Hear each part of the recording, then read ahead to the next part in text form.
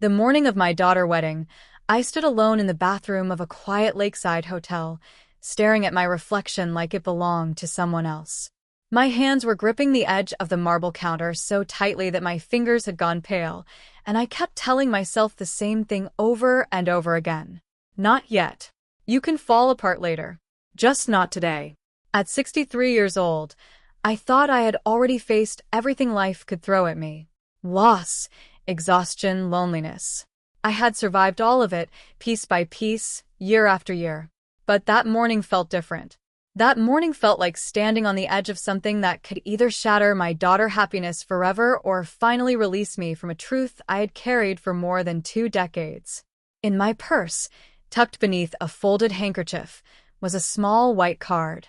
It did not look important. It was not dramatic or emotional. Just a few lines of typed information, case numbers, investigator names. But to me, it weighed more than anything I had ever held in my life. Because that card meant one thing. The truth was no longer buried. I looked at myself again in the mirror. Silver hair, lines that no cream could erase, eyes that had seen too much and learned how to stay quiet anyway. Today was supposed to be about my daughter, Chloe, her happiness, her future. But the man responsible for destroying my past was sitting just a few rooms away, smiling, celebrating, pretending to be a proud father. And for the first time in 22 years, I was finally ready to speak. I was not always this woman standing in a quiet hotel bathroom, holding on to the past like it still had power over me. There was a time when my life felt simple, steady, and full of small, predictable joys. I grew up in a quiet town in Pennsylvania, the kind of place where everyone knew your name and your business. I left at 19 to study nursing because I wanted something more stable, something that felt meaningful. That was where I met Daniel Collins. Daniel was not the loudest person in the room, but he had a way of making people feel comfortable without even trying. He worked as an electrician, and there was something grounding about him. Reliable. Steady. The kind of man who showed up when he said he would and stayed when things got hard. We built a life that was not perfect, but it was ours. A small house, shared routines, quiet dinners. And then our daughter Chloe was born, and suddenly everything felt bigger and brighter. But that life did not last. When Chloe was just 3 years old, Daniel died in a construction site fire. Even now, saying it out loud feels unreal, like I am talking about someone else's story. The official report said there had been serious safety failures. Inspections that were signed off without being properly completed. Corners cut in ways that should never have been allowed. One name kept appearing in those documents. Richard Langford. He was a developer, well-connected, protected by layers of people who made problems disappear before they reached him. I remember sitting in a cold office across from lawyers who spoke in careful, polished sentences while my entire world had already collapsed. In the end, I was offered a settlement. $45,000 in exchange for silence. I signed it because I had no choice. My daughter needed food. She needed a future. And I needed to survive. After Daniel died, there was no time to sit still and process what had happened. Grief did not arrive in a quiet, peaceful way. It came in between responsibilities, in the middle of the night, in the silence after my daughter had fallen asleep. I packed up what little we had and moved to Ohio, closer to a hospital that could offer me steady work. I did not have a plan beyond that. Just a clear understanding that Chloe depended on me, and that was enough to keep me moving. I worked double shifts more often than I would like to admit. Some nights I would come home so exhausted that I fell asleep at the kitchen table with unpaid bills spread out in front of me. But every morning I got up and did it again. I learned how to fix small things around the house. I learned how to stretch a paycheck. I learned how to be both the comfort and the discipline, the voice that said everything would be okay, and the one that made sure homework was finished on time.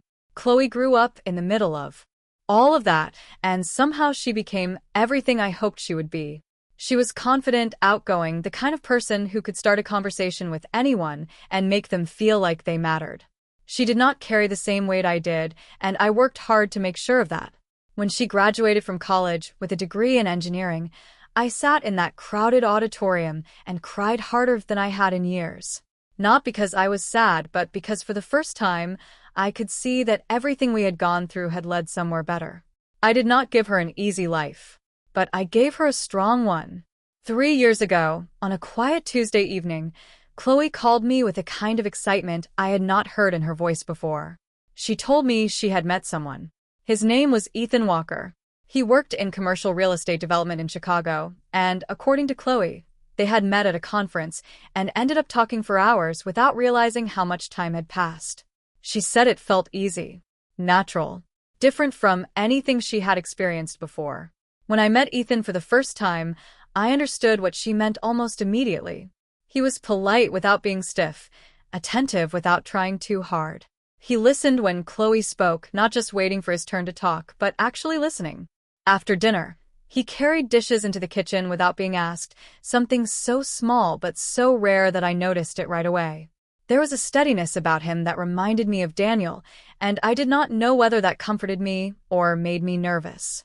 Over time, Ethan became a regular part of our lives. Holidays, birthdays, quiet weekends. He fit in naturally, and more importantly, Chloe was happy. Genuinely happy in a way that made me feel like she had built something safe for herself.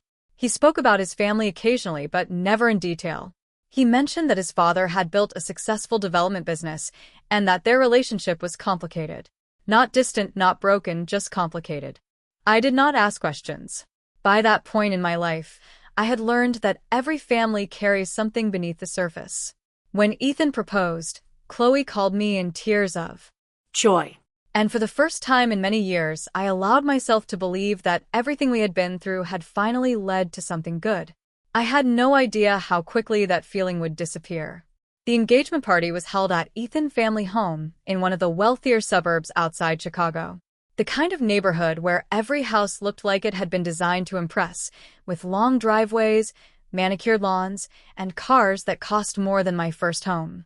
I remember sitting in my car for a moment before going in, adjusting my dress, taking a breath, telling myself this was just another step forward. My daughter was happy. That was all that mattered.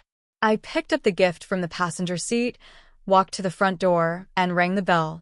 When the door opened, the world did not explode. There was no dramatic sound, no warning. Just a quiet, simple moment that changed everything. Standing in front of me was Richard Langford.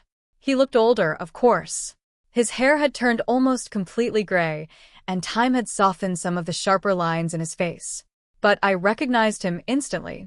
I had seen his name on documents, read it over and over again until it felt burned into my memory. For a second, I could not move. My body felt completely still, like it was waiting for my mind to catch up. He smiled politely, the way you do when greeting a stranger. He did not recognize me. To him, I had been nothing more than a name on a file, a signature on a piece of paper that closed a problem years ago. I forced myself to smile back. I stepped inside. The rest of the evening passed in a blur that I somehow managed to survive. I watched him move through the room with ease, laughing, shaking hands, telling stories. People respected him, admired him, and all I could see was the man connected to the worst day of my life. I drove home that night in complete silence. For hours, no music, no phone calls. Just the sound of the road and the weight of a truth I could not ignore anymore.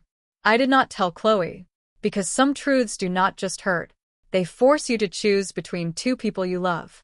And I was not ready to make her choose. The morning after the engagement party, I woke up knowing one thing with complete certainty. I could not ignore what I had seen. Not this time. For years, I had told myself that survival was enough. That raising Chloe, building a stable life, keeping everything together, that was my version of strength. But seeing Richard Langford standing in that doorway, smiling like nothing had ever happened, made something shift inside me. I did not want revenge. I wanted the truth to exist somewhere outside of my own memory. So I called a lawyer. I did not tell Chloe. I did not tell anyone. This was something I needed to do quietly, carefully, without pulling her into it before I understood exactly what I was dealing with. What followed was one of the hardest years of my life. We started with old records, construction reports, inspection logs, legal filings that had been buried for decades. At first, it felt like trying to piece together a story from fragments that did not quite connect. But slowly, patterns began to appear. Missed inspections, signed approvals that had no supporting documentation, projects that moved forward faster than they should have. And then something else. There were other complaints, other incidents tied to developments connected to Richard Langford. Not all of them were as severe, but the pattern was there. Corners cut, rules bent, problems pushed aside. The most important discovery came months into the process. The non-disclosure agreement I had signed all those years ago did not prevent me from cooperating with regulatory investigations. It only limited what I could publicly claim in a personal legal case. That changed everything. By the end of that year, formal complaints had been filed with state regulators. Investigators were assigned. Cases were opened. My lawyer handed me a small white card with the case numbers and contact names printed neatly across the front. It did not look like much, but to me, it felt like the first real step towards something I had been denied for 22 years. Not revenge. Accountability. The wedding day arrived faster than I expected, as if time had decided to move quickly just to test whether I was truly ready. The ceremony was held at a lakeside venue just outside the city, quiet and elegant in a way that made everything feel almost unreal. White chairs lined the aisle, soft music played in the background, and the water reflected the afternoon light like something out of a photograph. Chloe looked radiant. I had seen her dressed up before for graduations and formal events, but this was different. There was a calm confidence in the way she walked, a sense that she had stepped fully into her own life. For a moment, watching her stand there, smiling at Ethan, I felt something I had not allowed myself to feel in a long time. Peace.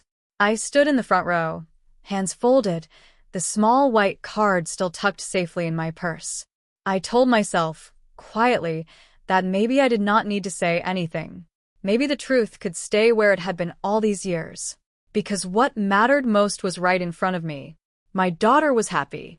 She had built something strong and real, something that did not deserve to be overshadowed by the past. For a few hours, I let myself believe that silence was still the right choice. I smiled for photos. I spoke politely with guests. I even managed to sit across the room from Richard Langford without letting my face betray what I knew. But underneath it all, the truth had not disappeared. It was waiting, and I could feel, deep down, that it would not stay quiet much longer. The reception felt warm and relaxed at first, the kind of atmosphere where people leaned into conversations and laughter carried easily across the room. Glasses clinked, music played softly, and for a while, it almost felt like the tension I had been holding on to all day might finally fade away. Then Richard Langford stood up to speak. He walked to the front of the room with the kind of confidence that comes from a lifetime of being listened to. People quieted almost immediately, turning their attention toward him as he adjusted the microphone and smiled. He spoke about Ethan first, about hard work, success, and the importance of building something that lasts. His words were polished, practiced, the kind of speech that sounded impressive without actually saying much at all. Then he turned to Chloe. At first, his tone remained warm, almost charming. He complimented her intelligence, her career, the way she carried herself. But then, almost casually, he added something that shifted the entire room. He said it was admirable that she had risen above her modest upbringing and found a better life through their family. It was subtle, quiet enough that some people might have missed it, but I did not.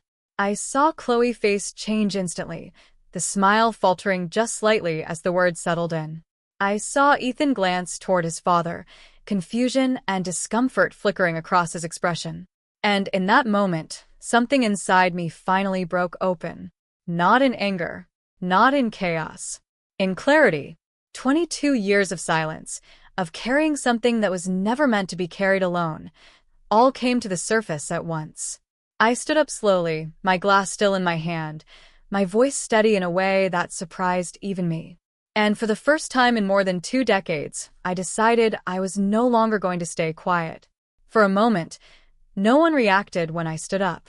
Conversation slowed, but the room had not fully shifted yet. I could feel dozens of eyes beginning to turn toward me, curious, uncertain. Richard Langford looked at me with polite confusion, the kind you offer a stranger who has interrupted something expected. He had no idea who I was. That was about to change. I did not raise my voice. I did not rush. I simply waited until the room settled into a quiet that felt almost unnatural, and then I spoke. I said my name clearly, Margaret Collins. There was a pause just long enough for people to register it, but not long enough for anyone to interrupt. Then I told them that 22 years ago, my husband died in a construction site fire. That he had been an electrician working on a project that should have been safe. That inspections had been signed off without being properly completed. I kept my eyes on Richard the entire time. And then I said his name.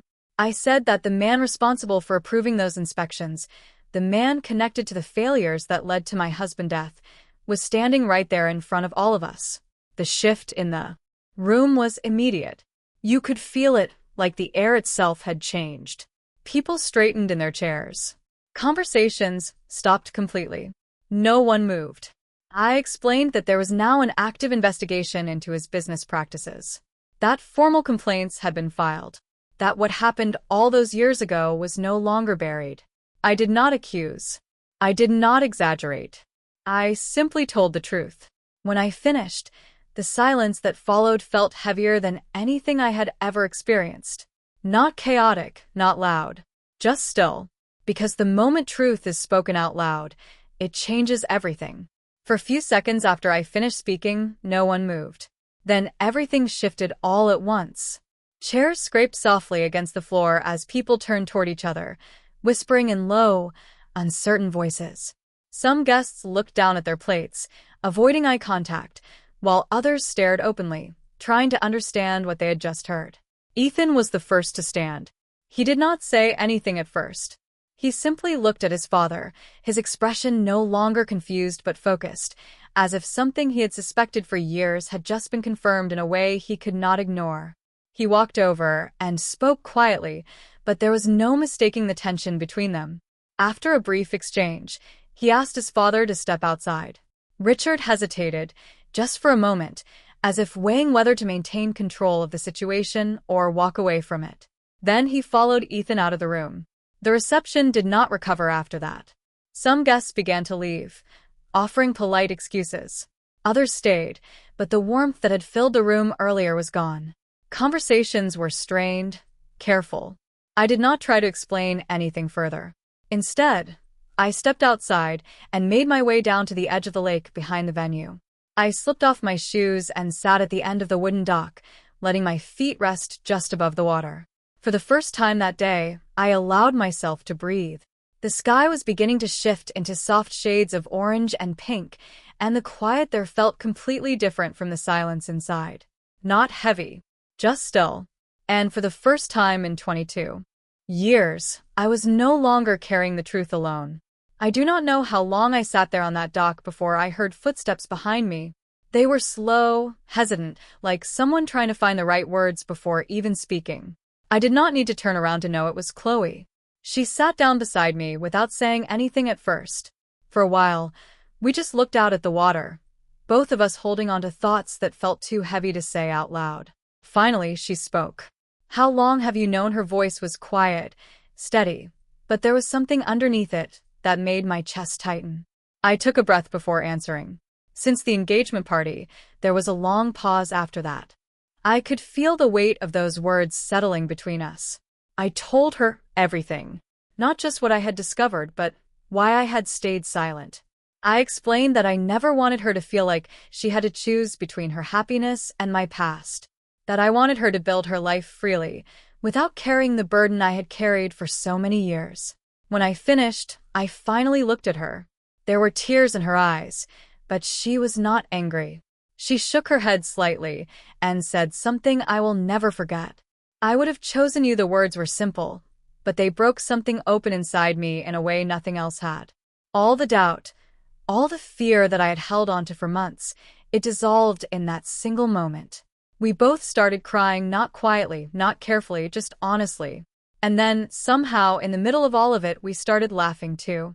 Because even in the hardest moments, life has a way of reminding you that you are still here. A little while later, I heard footsteps again, this time more certain, more direct. Ethan. He stopped a few steps behind us before speaking, as if giving us space to finish whatever we needed to feel first. When he finally sat down across from us on the dock, his expression was calm, but there was no hiding the weight behind it. I expected hesitation, maybe defensiveness, maybe confusion, but what I saw instead was clarity. He looked at me first and said he was sorry, not in a rushed or automatic way, but slowly, deliberately, like he understood that those words needed to carry meaning. He admitted that he had known for years that his father was not entirely honest in his business. There had been signs, conversations that never fully made sense, situations that were explained away too easily. But he had never known the full extent of it. Not until now. Then he said something that mattered more than anything else in that moment. He said he would cooperate fully with the investigation. No excuses. No attempts to protect what could not be defended. Just a decision. I watched him carefully as he spoke, looking for hesitation, for doubt, for any sign that he might step back once the reality of it settled in. But he did not look away. And in that moment I realized something important. You do not choose the family you are born into, but you do choose who you stand with when the truth finally comes to light. The investigation is still ongoing. There are meetings, documents, interviews, processes that move slower than anyone wants them to. Maybe it will take years before anything is officially concluded. Maybe the outcome will not look the way people expect when they hear a story like this. But that no longer feels like the most important part. For 22 years, the truth lived only inside me. It sat quietly in the background of every decision, every memory, every moment where I chose to keep moving instead of looking back. It was something I carried alone, not because I wanted to, but because I believed I had no other choice. That changed the moment I spoke. Now there are records, statements, investigations that exist outside of my own voice. The truth is no longer something that can be dismissed or forgotten as easily as it once was. And somehow that is enough. A few months after the wedding, Chloe called me one afternoon with news that made me sit down before I even realized what I was doing. She was pregnant. I remember staring out the window as she spoke, watching the trees shift gently in the wind, feeling something settle inside me that I had not felt in a very long time. Not relief. Something quieter than that. Peace. Because in the end, this was never about revenge. It was about no longer staying silent.